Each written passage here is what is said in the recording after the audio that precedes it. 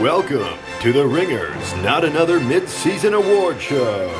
We've played 8 weeks of NFL football. We're at the midseason point. It's time to take stock. We're going to give out some creative awards. Matt Gothard, what's the first one?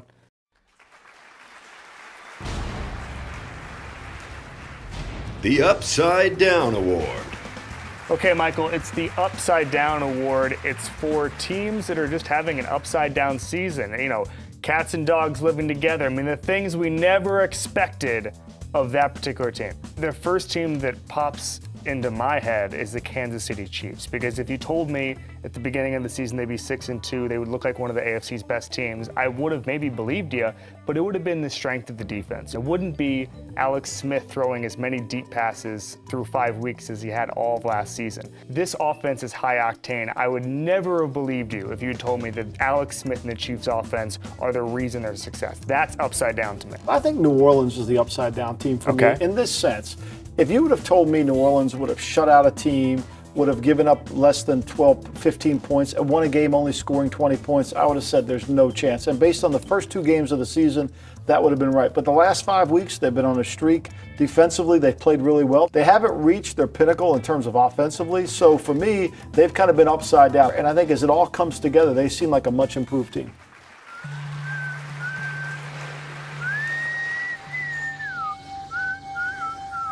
The Walking Dead Award. A lot of candidates. Michael, give me your first one. Well, it's got to be the Browns. I mean, look, they're 0-8, soon to be 0-9. I mean, they walk around. They have no quarterback. They have no answer for a quarterback. They change quarterbacks like most hockey teams change lines. Greg Williams was supposed to come in there and save this defense.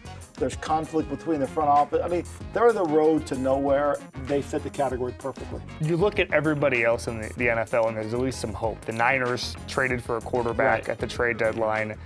The Browns don't have any hope, and the other team that I think is a little bit hopeless right now is the New York Giants. Yeah. I mean, what are they doing? Where are they going? They didn't trade Eli Manning. If I were Jerry Reese, that would be my first priority. I understand maybe ownership's attached to him, and they want him to finish out a Giant or whatever, but I just don't know what you're doing with that roster. It's built to win now and is among the worst teams in the NFL. That is a terrible combination.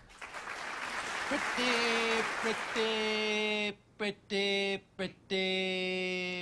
good. The Curbed Award. The Curbed Award. Pretty good teams. Who's your pretty good team? I think Buffalo's a pretty good team. I agree. I think Buffalo's good on defense. They don't give up a lot of big plays. They play great in the red zone. They get the ball turned over like the Chiefs do. Chiefs are not great on defense, but they get the ball turned over, and they look better on defense than they actually are. Buffalo turns the ball over. They can rush a little bit with their defensive front. And offensively, Tyrod Taylor's done a good job of managing what they're doing. I think they're a good team. I think they're a 9-7 team. Do I think they could go in and beat the Patriots in Foxborough? No, but they're going to give every team on that schedule trouble. I agree with you. My team is the New Orleans Saints, because I just think, first of all, they've won 5 games already. They have defensive talent. Marshawn Lattimore is really good. Marcus Williams, their safety, is really good. They hit on the draft. Dennis Allen is apparently a competent defensive coordinator. I had some doubts over the past couple of years watching Dennis Allen, but apparently he can get a defense into shape. So then it comes down to, is the offense going to be good enough? Yeah, the offense is going to figure it out. You have Drew Brees. Drew Brees, historically, is going to throw for 5,000 yards, create something out of nothing as far as the receivers go. The running game will be there. I think the Saints team is a scary, scary NFC team.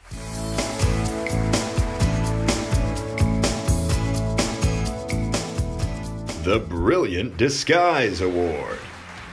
Okay, Michael, the Brilliant Disguise Award. We get a little Springsteen in your life. Gotta love it. What is a team who the way they've played is not reflected in their record? I think the Miami Dolphins are a bad team. They're 4-3, but they're a bad 4-3. You know, they beat the Chargers barely, beat the Chargers. They beat the Tennessee Titans with Matt Castle at quarterback.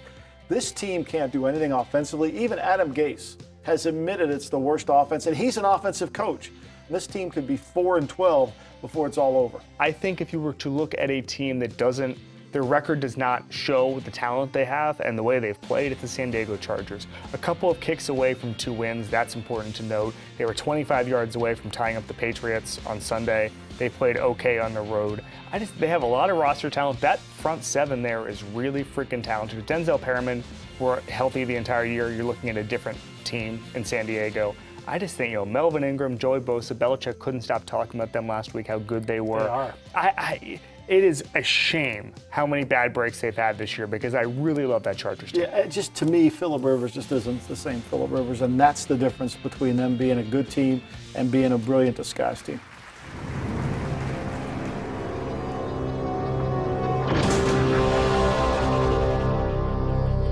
The Face Off Award. You've seen the movie Face Off. We just did a rewatchables about it. It was brilliant. It's where two players have basically switched lives. And who are you starting out with? Well, I would go with Eddie Lacy and my man LeGarrette Blount, because when LeGarrette Blount left New England the first time to go to Pittsburgh, he was back in New England after 8 weeks, and he's had a decent time in Philadelphia. Now, Jay Ajayi comes in, that may curtail his production, but he's run the ball more effectively for the Eagles than he did ever in Pittsburgh. And then the guy that really has left Green Bay, and he's probably still in Green Bay, Eddie Lacy and all his weight clauses. Eddie Lacy doesn't look like a back. He looks like a guard. You know in those little league teams, those pee-wee teams where the guys look out of position? Eddie Lacy looks out of position playing running back. So to me, that would be my face-off, two players. The two people who've switched places are Blake Bortles and Trevor Siemian.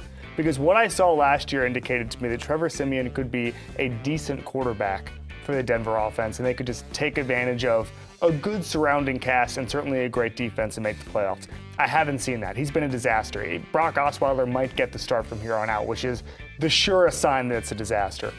So you have Blake Bortles down in Jacksonville. Blake Bortles is a bad quarterback and he remains a bad quarterback, but he's been able to eke 4 wins out of this team. They have weapons, they have a running game with Leonard Fournette, they have an okay line, and of course they have that defense, which is just about unstoppable. Jalen Ramsey and A.J. Boye are the two best cornerbacks, speaking analytically, in the NFL this offseason. That's incredible, and so he's been the guy that I thought Siemian was going to be. I think Jacksonville has done a tremendous job of defending Blake Bortles. They don't let him play in the game, they let him hand it off, and when he has to make a throw or two, they've been very good. I think Tom Coughlin and Doug Marrone deserve a lot of credit for understanding what they need to do. This is the first time we've ever said a nice thing about Bortles outside of make the case. I love it.